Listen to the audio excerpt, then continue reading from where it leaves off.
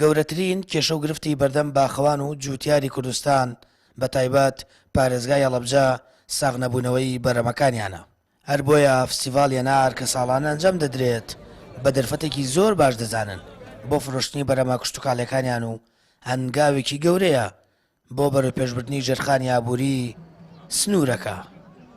خەڵکی یەک لە هەولێر و یەک نییە داوای بیستەن هەنارەکە لە بەسڕەوە لە سلێمانی و لە ئەلوەی ئێرۆ نقلی بەسڕەیەکەن.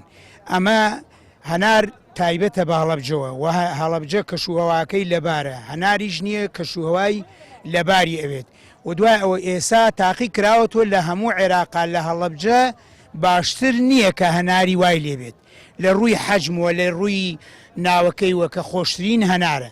بە تایبەتی ئەو منتیقەی ئێمە هەنار خۆی لە منتیقەیەکی نە زۆر گەرمە و نە زۆر ساردی شاپەروەردەیەبێت. بەڵێ بە دڵنیایی فستیڤاڵی هەنار نەک تەنها بۆ هەنار بۆ هەموو کاڵاو بەرهەمەکانی تر بازارچەیەک و کەلتورێکی جوانە. هەموو باخەوان و ئەو خاوەن پیشەوکارانە ئەتوانن بەرهەمی خۆیانی تیا ساخکەنەوە بە مەرجێک بەرهەمێکی جوان و کوالێتی بەرز و بێغەل و خەش پێشکەشکەن بە دڵنیایی دوایی ئەو مشتریاگەڕێ بە شوێنیانە لە هەرکیوە بن ئەیان دۆزێتەوە و دووبارە لایەوە بازاڕەکاتەوە. خۆمان هەوڵمانداوە جوانترین هەناری باخەکەی خۆمان کە هەناری ساڵەخانیە و یەکێکە لە باشترین جۆری هەنارەکان لە سنووری پارێزگای هەڵەبجەیە.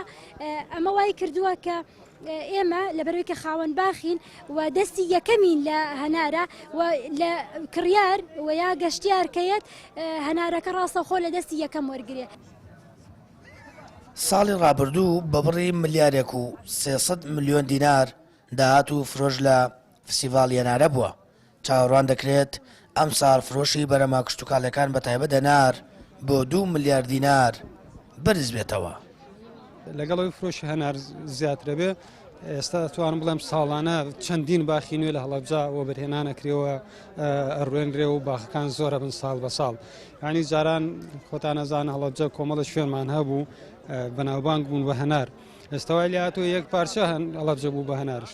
شارە زوور هەنارمان نەبوو لە شارە زوورە. ئێستا بڕۆ بزانێت چەند باخ لە شارە زوورە بنیادنراوە و چەند باخ بوژێنراونەتەوە و ئەمە بۆ بەرهێنانێکە بۆ ساڵانی ئایندەتر ئەگەر ئێستا بۆ نمونە 30,000 تەن هەنار هەبێ من ئومێد دەکەم لە دوای 10 ساڵی کە 100,000 تەن هەنار هەبێ. زۆر گرنگە ئەم جۆرە فستیڤاڵانە لە شارەکانە بکرێت بۆ هەر شار و ناوچەیەکە بە هەر بەرمێک بەناوبانگ ئەتوانێت بۆ بەناوی ئەوە بەروبوومە فستیڤاڵ بکاتەوە. سوپاس بۆخوا ئێمە بەروبوومەکەی ئێمەکەوێتە وەرزێکی زۆر خۆشە، وەرزی پاییز کە زۆر نەگەرمە نەساردە و ئەتوانێت فستیڤاڵێکی نمونەیی بڕەخسێنێت لەبەر ئەوەی کە کەشوئاواکەی لەبارە. جگە لە بەرەمە کشتتوکاڵەکانی دیکە ساڵانە نزیکەی 35,000 تۆن هەنار بەرەم دێنرێت. بەڵام نەبوونی بازاڕە کۆناردنەکردنی بۆ دەروی وڵات باخەوانەکان ناچارن بە نرخێکی کەم هەنار و بەرەمە کشتتوکاڵەکانیان بفرۆشن. بەوەش ئەگەر فستیڤاڵ هێنار نەبێت ژێرخان و بواری ئابووری بە شێوەیەک جێگیر دەبێت، جووتیار و باخەوانەکان لە بری قازانج تووشی زەرەر دەبنەوە. سامان فەتاح، کەناڵی ئاسمانی پەیام، هەڵەبجە.